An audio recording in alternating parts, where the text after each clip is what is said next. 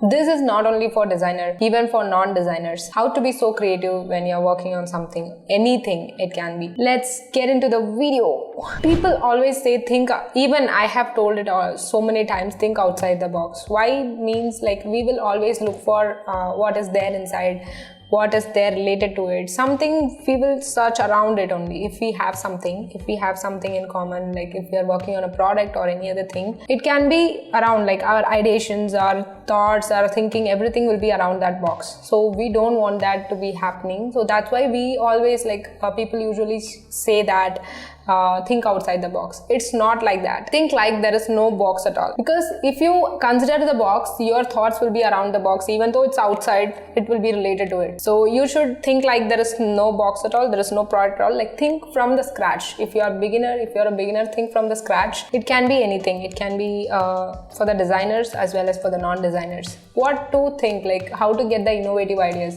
We have been struggled a lot of times to finalize a project on a topic, like during our colleges or schools. Like we'll be thinking about, like we have given with some choices to select the topics. We were struggling to select the topics and get some insights out of it. So how to think differently, like it should not be usual. Then only new things or innovations should come up from that. I'm going to say few simple, easy ways that you can follow to stand out from the crowd. So you can use it for any kind of interviews or presentations. While answering some questions, you have to use these tricks so that it will be helpful for you to stand out from the crowd. You will get differentiated from others.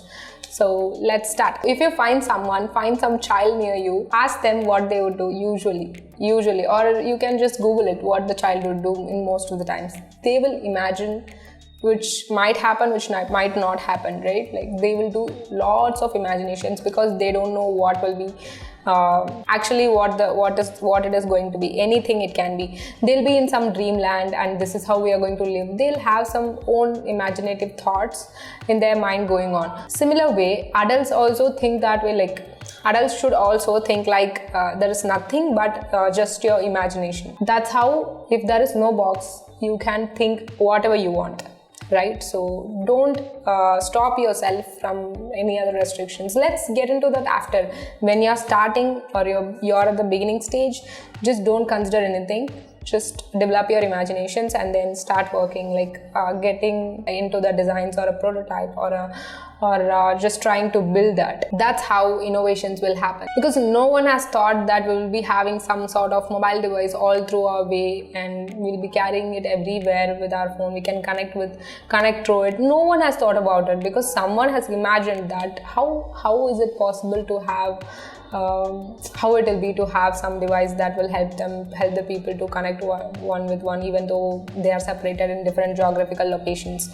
This is all the people imaginations that come up as a real solutions. So you have to imagine, maybe it might not happen now, maybe in the future. So you have to work through it from the start to the end. So you cannot go to the finished stage at the start itself, right? It might happen, it might not, but you should try thinking new ideas. Like it can be different from everything. And second one is simplify it as much as possible, because you should be able to make a little child, 6-year-old child, understand your concept or understand something. If you fail to do that, then you're complicating the process. So maybe your product or application or anything or any toy it can be. So if it is not understandable, if you can't explain the way the 6-year-old can understand, then it is not going to happen. It doesn't need to be they can use it. Like 6-year-old might not be able to use it, but you should be able to explain them anything. Then only the problem is going to get a very simple solution. Number 3, you might be working on anything. It can be a project or a product. So in that case, you can ask yourself what I were doing, what I should have done if I were starting from the scratch. It can be the continuation, or you are in the half stage, or you are at the end. Just think like, what if I have done from it done it from the scratch. Routine is the enemy of innovative thinking. So you should not follow a routine types of thinking, like at least in your working progress. If you want to develop on something, you should break the routine. Routine in the sense, not a lifestyle. I'm just thinking routine, just researching, designing, and then giving the handoff to developers. It's not going to be iterative so much. So even though you should be ready to iterate the process anywhere and anytime during the whole design thinking journey.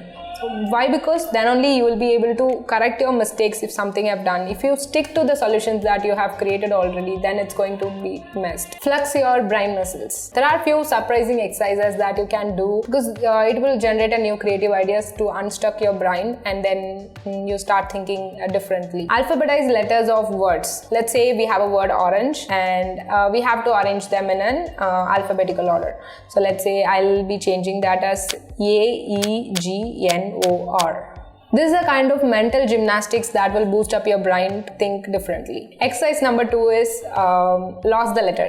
In the sense, it can be any vowels. It can be A, E, I, O, U. I'm saying my friend that lost the letter A. Then he or she will only be allowed to say the words which doesn't have A in it. Number 3, this is actually a very good exercise for your brain memory. Let's say add a series of single digit numbers. It can be 8 plus 9 plus 2 plus 7 plus 8. So what is the answer? Ask someone like that. Like you can ask yourself. Say some numbers and stretch, and then ask yourself the question. So these are the 3 sets of exercises that can unstuck your brain to think differently. And the next step is you can start free writing. Free writing in the sense, just take up a notes, have some diary or book with you always. Start writing anything, whatever you think about.